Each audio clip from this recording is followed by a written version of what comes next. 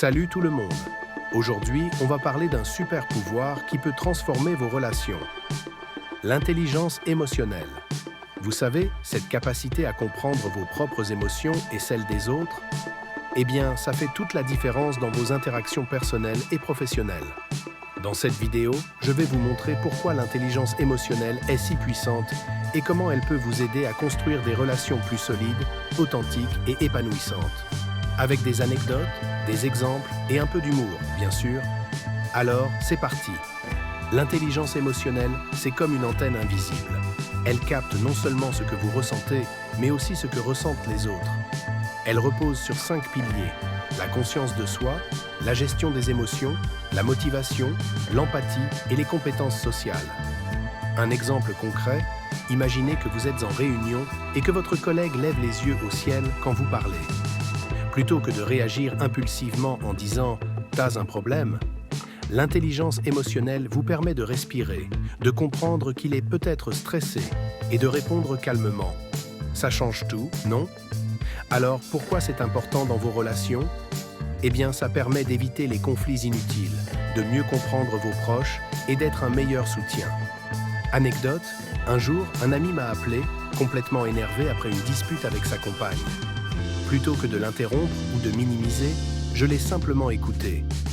À la fin, il m'a dit « Merci, j'avais juste besoin de parler ».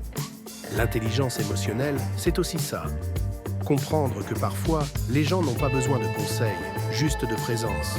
Résultat, ça renforce la confiance et la complicité dans vos relations. Dans le monde du travail, l'intelligence émotionnelle est une vraie superpuissance. Elle aide à gérer les tensions, à motiver une équipe et même à négocier. Une petite histoire, à mon ancien boulot, un collègue arrivait souvent en retard. Plutôt que de le critiquer directement, notre manager, qui avait une intelligence émotionnelle incroyable, lui a simplement demandé s'il rencontrait des difficultés. Résultat, il s'est confié sur des problèmes personnels et ils ont trouvé une solution ensemble. Moralité: une approche empathique crée un environnement de travail sain et productif. Les gens se sentent compris, respectés et motivés. Vous vous demandez sûrement comment je développe ça. Bonne nouvelle, c'est comme un muscle, ça se travaille. 1.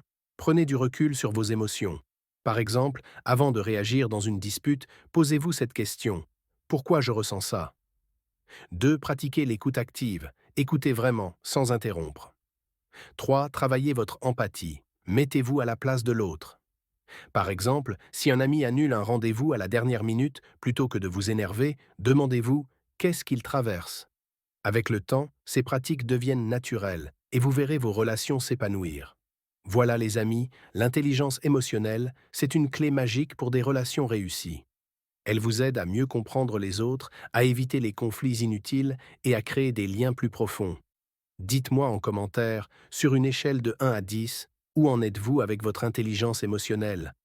Et quelle astuce allez-vous essayer en premier?